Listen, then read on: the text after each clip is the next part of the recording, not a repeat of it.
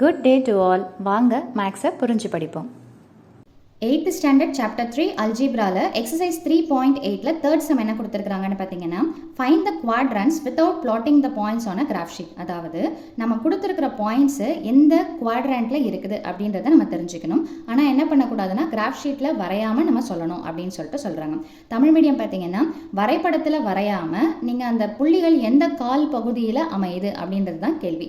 அதுக்கு முன்னாடி பார்த்தீங்கன்னா நமக்கு ஒரு கான்செப்ட் தெரியணும். கிராஃபில் எக்ஸ் ஆக்சிஸ்ன்றது ஹாரிசான்டல் லைன், அதாவது கிடைமட்டம் அப்படின்னு சொல்லிட்டு சொல்லுவாங்க. இது செங்குத்து, அதாவது வெர்டிக்கல் லைன். இப்போ எக்ஸ் ஆக்சிஸில் பார்த்தீங்கன்னா இந்த 4 பகுதிகள் இருக்குது பார்த்தீங்களா, இதை தான் first quadrant, second, third, fourth. So கிராஃபோடைய பிளாட்டிங்ஸை பற்றின ஒரு கிளியர் எக்ஸ்ப்ளனேஷன் ஷார்ட்ஸாக நான் அப்லோட் பண்ணியிருக்கிறேன். அதோடைய லிங்கை டிஸ்கிரிப்ஷன் பாக்ஸில் கொடுக்குறேன். கண்டிப்பாக பாருங்கள். அனிமேஷனோட உங்களுக்கு கொடுக்கும்போது பார்க்கும்போது இன்னுமே கிளியராக புரியும்.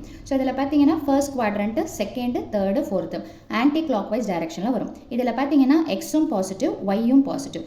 செகண்ட் குவாட்ரண்ட்டில் பார்த்தீங்கன்னா எக்ஸ் நெகட்டிவாக இருக்கும், ஒய் பாசிட்டிவாக இருக்கும். தேர்ட் குவாட்ரண்ட்டில் எக்ஸும் நெகட்டிவ், ஒய்யும் நெகட்டிவ். ஃபோர்த்து குவாட்ரண்ட்டில் எக்ஸ் பாசிட்டிவாக இருக்கும், ஒய்யே நெகட்டிவாக இருக்கும். இதை பற்றின டீட்டெயில் எக்ஸ்ப்ளனேஷன் தான் அந்த ஷார்ட்ஸில் சொல்லியிருப்பேன். கண்டிப்பாக பாருங்கள். ஸோ தட் உங்களுக்கு இன்னும் கிளியர் அண்டர்ஸ்டாண்டிங் கிடைக்கும். இப்போ இதில் பார்த்தீங்கன்னா ஃபர்ஸ்ட் சம் என்ன கொடுத்துருக்காங்கன்னா 3, -4.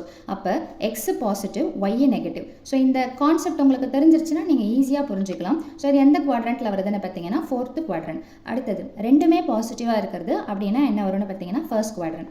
நெக்ஸ்ட்டு பார்த்தீங்கன்னா எக்ஸில் மட்டும்தான் பாயிண்ட் இருக்குது. இப்போ இங்கே பார்த்தீங்கன்னா 0க்கு பாசிட்டிவும் கிடையாது, நெகட்டிவும் கிடையாது. அப்படி பார்க்கும்போது நம்ம என்ன பண்ணக்கூடாதுன்னா இது ஃபர்ஸ்ட், செகண்ட்னு சொல்லக்கூடாது. பாயிண்ட் எதில் இருக்குது?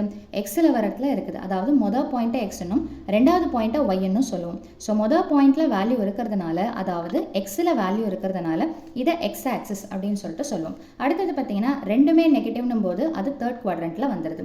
அடுத்தது பாசிட்டிவ், நெகட்டிவ். ஸோ பாசிட்டிவ், நெகட்டிவ்னும் போது அது எந்த குவாட்ரண்ட்டுன்னு பார்த்தீங்கன்னா ஃபோர்த்து குவாட்ரண்ட்டில் வந்தாச்சு. அகெயின் நெகட்டிவ் வித் பாசிட்டிவ்னும் போது செகண்ட் குவாட்ரண்ட். திரும்ப இங்கே பாருங்க, எக்ஸில் மட்டும்தான் வேல்யூ இருக்குது, ஒய்யில் 0 இருக்குது. அதாவது ஒய்ன்ற இதில் நமக்கு வேல்யூ இல்லைன்னா எக்ஸில் மட்டும் வேல்யூ இருக்குதுன்னா அதை நம்ம என்னன்னு சொல்லுவோம்னு பார்த்தீங்கன்னா எக்ஸ் ஆக்சிஸ் அப்படின்னு சொல்லிட்டு சொல்லுவோம். இங்கே பாருங்க, எக்ஸில் வேல்யூ இல்லை ஆனால் ஒய்யில் வேல்யூ இருக்குது. ஸோ இந்த மாதிரி இருக்கும்போது எதில் வேல்யூ இருக்குதுன்னு பார்த்தீங்கன்னா ஒய்யில் வேல்யூ இருக்கிறதுனால இந்த பாயிண்ட் எந்த குவாட்ரண்ட்லையும் வராது, அதாவது எந்த கால் பகுதியிலும் வராது. ஒய் ஆக்சிஸ், தமிழ் மீடியம் பார்த்தீங்கன்னா ஆக்சிஸ் அச்சு அப்படின்னு சொல்லிட்டு சொல்லும். ஸோ ஒய் அச்சு அப்படின்னு சொல்லிட்டு எடுத்து எழுதிக்கலாம். இப்போ லாஸ்ட் ஒன் பார்த்தீங்கன்னா negative and positive. So negative பாசிட்டிவ்னா எந்த குவாட்ரண்ட்டில் வருதுன்னு பார்த்தீங்கன்னா செகண்ட் குவாட்ரண்ட். ஸோ அப்போது இந்த பாயிண்ட் என்னென்னு பார்த்தீங்கன்னா செகண்ட் குவாட்ரண்ட். இது பார்க்குறதுக்கு சிம்பிளாக தான் இருக்கும், ஆனால் நீங்கள் கிராஃபில் பிளாட் பண்ணும்போது நிறைய பேர் பார்த்தீங்கன்னா நிறைய மிஸ்டேக் பண்ணுவீங்க. அதுக்கு நீங்கள் இந்த கிளியர் எக்ஸ்ப்ளனேஷனை புரிஞ்சுக்கணும். இதை நீங்கள் எவ்வளோக்கு 8th ஸ்டாண்டர்டில் 8th ஸ்டாண்டர்டில் வரக்கூடிய நிறைய டாபிக்ஸ் பார்த்தீங்கன்னா 10th பேஸில் நிறைய இருக்கும். ஸோ அதை எவ்வளோக்கு நீங்கள் கிளியராக படிக்கிறீங்களோ உங்களுக்கு 10th கான்செப்ட்டு பேசிக்கோடு புரிஞ்சிக்கும் போது இன்னுமே கிளியராக புரியும் உங்களுக்கு. ஸோ வீடியோ பயனுள்ளதாக இருந்ததுன்னா மறக்காமல் லைக் பண்ணுங்கள், ஷேர் பண்ணுங்கள், சப்ஸ்கிரைப் பண்ணுங்கள். தேங்க்யூ.